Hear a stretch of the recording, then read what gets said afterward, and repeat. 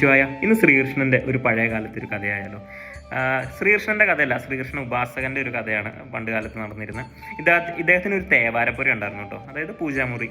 അവിടെ ശ്രീകൃഷ്ണന്റെ ഒരു വിഗ്രഹം വെച്ച് അദ്ദേഹം തന്നെ പ്രതിഷ്ഠ നടത്തിയിരുന്ന ഒരു പഞ്ചമോപചാരമൊക്കെ ചെയ്തുകൊണ്ടിരുന്നു.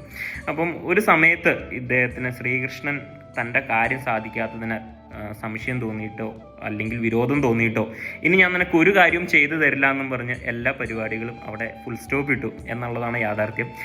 പക്ഷേ അദ്ദേഹം വിഗ്രഹം എടുത്ത് മാറ്റിയില്ല. എന്തോ ചെറിയൊരു ഭയം ഉള്ളത് കൊണ്ട് വിഗ്രഹം എടുത്ത് മാറ്റിയില്ല. പക്ഷേ ആ പൂജാമുറിയിൽ തന്നെ കൃഷ്ണന്റെ വിഗ്രഹത്തിന്റെ തൊട്ടടുത്ത് തന്നെ ചെറിയൊരു ശിവപ്രതിഷ്ഠ നടത്തി.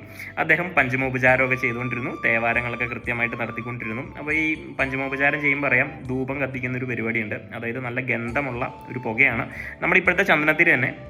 അപ്പോൾ ഈ ധൂപം കത്തിക്കുമ്പോൾ നല്ല ഗന്ധമാണ്, നല്ല ആസ്വദിക്കുന്ന ഒരു ഗന്ധമാണ്. അപ്പം ഇത് ശ്രീകൃഷ്ണൻ ആസ്വദിക്കുന്നുണ്ടോ? ശ്രീകൃഷ്ണൻ ആസ്വദിക്കുന്നുണ്ടെങ്കിൽ എൻ്റെ കാശും കൊണ്ട് ശ്രീകൃഷ്ണൻ ആസ്വദിക്കണ്ട എന്നും പറഞ്ഞുകൊണ്ട് ശ്രീകൃഷ്ണ വിഗ്രഹം മൂക്കും വായും കൂടി പൊത്തിപ്പിടിച്ചു. ആ സമയത്ത് എന്താ ഉണ്ടായെന്ന് വെച്ച് കഴിഞ്ഞാൽ കൃഷ്ണൻ അവിടെ പ്രത്യക്ഷപ്പെട്ടു. യഥാർത്ഥത്തിൽ അദ്ദേഹത്തിൻ്റെ കാര്യസാധ്യത്തിന് വേണ്ടി പ്രാർത്ഥിച്ചു കഴിഞ്ഞപ്പോൾ അദ്ദേഹത്തിന് ചെറിയൊരു സംശയം ഉണ്ടായിരുന്നു. ഇത് നടക്കുമോ നടക്കില്ലയോ, നടത്തി തരുമോ എന്നുള്ള ആ ഒരു സംശയം ചെറുതായിട്ട് ഉടലെടുത്തത് കൊണ്ടാണ് അവിടെ കാര്യസാധ്യം പൂർണ്ണമായിട്ട് നടക്കാത്തത്. എന്നാൽ ഈ ഗന്ധം ആസ്വദിക്കുന്നുണ്ടെന്നുള്ള കാര്യത്തിൽ പുള്ളിക്ക് ഒരു സംശയം ഉണ്ടായിരുന്നില്ല, ഈ ഉപാസകനൊരു സംശയം ഉണ്ടായിരുന്നില്ല. അതിനാലാണ് ശ്രീകൃഷ്ണൻ അവിടെ പ്രത്യക്ഷപ്പെട്ടത്. യഥാർത്ഥത്തിൽ ഈ കഥയുടെ ഒരു സാരാംശം എന്ന് പറയുന്നത്, അചഞ്ചലമായ ഒരു ഭക്തി നിങ്ങൾ പൂർണ്ണമായിട്ടും പരിപൂർണമായിട്ടും ദൈവത്തിൽ വിശ്വസിച്ചാൽ, അത് കൃഷ്ണനാവാം, ശിവനാവാം, ദേവിയാവാം, മാതാവാം, ഈശോയാവാം, ആരാണെങ്കിലും ഏതൊരു പ്രപഞ്ചശക്തിയാണെങ്കിലും പരിപൂർണമായിട്ട് അചഞ്ചലമായിട്ട് മറ്റൊരു ദോഷ ചിന്തകളൊന്നുമില്ലാതെ പൂർണ്ണമായിട്ട് വിശ്വസിച്ച് പ്രാർത്ഥിച്ചു കഴിഞ്ഞാൽ എന്ത് തന്നെയാണെങ്കിലും പ്രപഞ്ചം അല്ലെങ്കിൽ ദേവതകൾ നിങ്ങളുടെ കാര്യങ്ങൾ കൃത്യമായിട്ട് നോക്കും.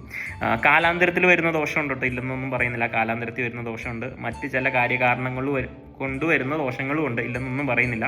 പക്ഷേ വിശ്വാസമാണ് പ്രധാനം. നിങ്ങൾ പൂർണ്ണമായിട്ടും ഇത് നടക്കും, ഒരു മാനിഫെസ്റ്റേഷനാണ്, ഒരു അഫർമേഷനാണ്. അതിൽ പൂർണ്ണമായിട്ടും വിശ്വസിച്ച് പ്രാർത്ഥിച്ച് ദൈവത്തിൽ ആശ്രയിച്ചു കഴിഞ്ഞാൽ എന്ത് തന്നെയാണെങ്കിലും നിങ്ങൾക്ക് ഉത്തരം കിട്ടും. നമഃ ശിവായ.